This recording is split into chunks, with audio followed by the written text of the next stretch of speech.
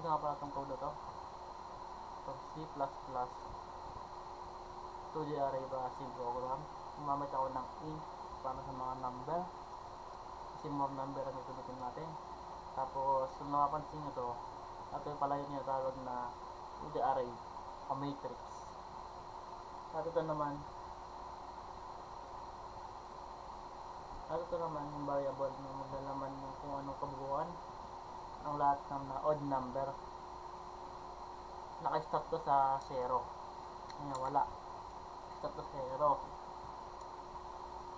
Habang tumatakbo ang program, madadagdagan yung value niyan. Tapos gumamit ako ng nested loop, outer loop para sa rows, inner loop para sa columns.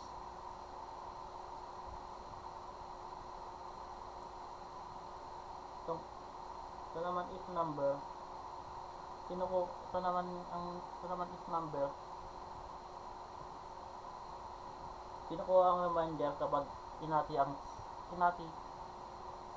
2 sa 0. Hinati ang 2. Condition. Pag hindi to 0, reminder, odd number. Halimbawa, 25% to 2 equal 1. Halimbawa, diba 25%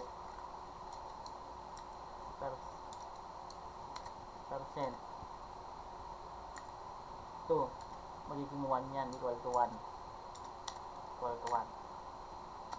Kaya magiging even number na siya. Ganun yun.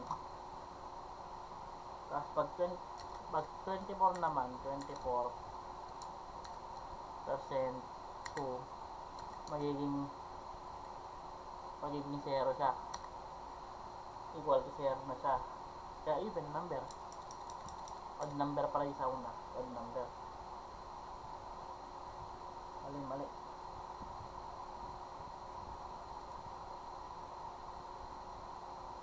Ito naman cout.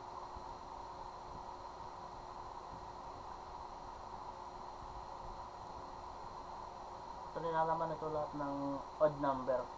Kaya ng 25, 23, kaya ng 25, 23, 21, 19, 17, 15, 13, 11, 9, 7,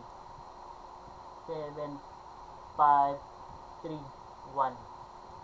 Yun yung naman niya. Kaya ito yung lalabas sa kanya. Dapat ang lalabas sa kanya is ayan, 169.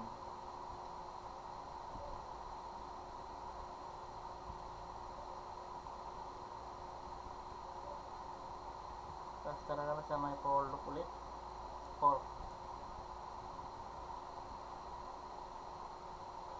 Ito naman, kada row naghahanap ito ng pinakamaliit na value. Ito naman kada row naghanap siya ng pinakamaliit na value. Kinukuha mo na ang unang element. Bilang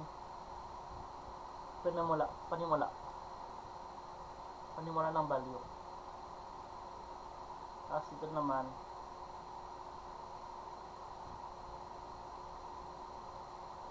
isa lahat ng value sa row.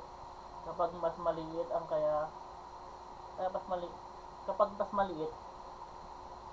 kaysa sa current value,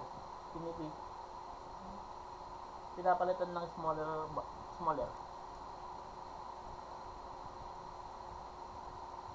Isa yung mga value. Kapag mas maliit ang current value, pinapalitan siya ng smaller.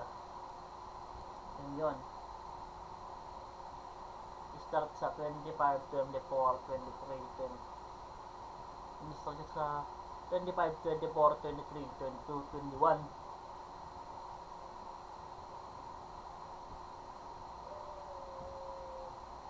Tapos ito naman sa cout row.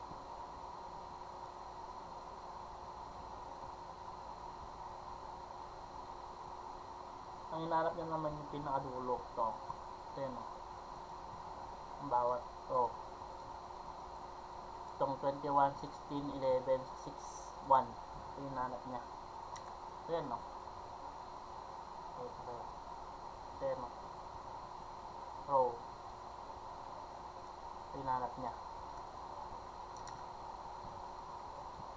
21, 16, 11, 6, 1. Yun yung hanap niya.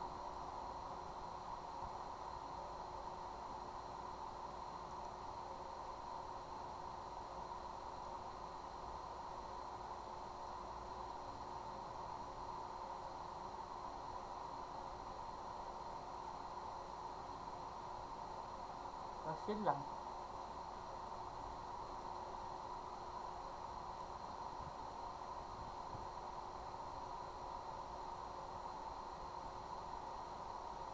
Tapos ito naman, ano,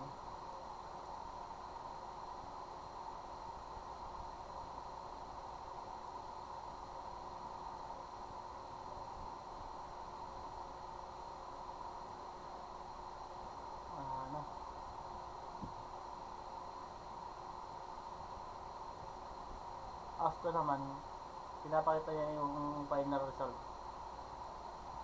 Ito ang pinapakita niya yung final result. As yun lang.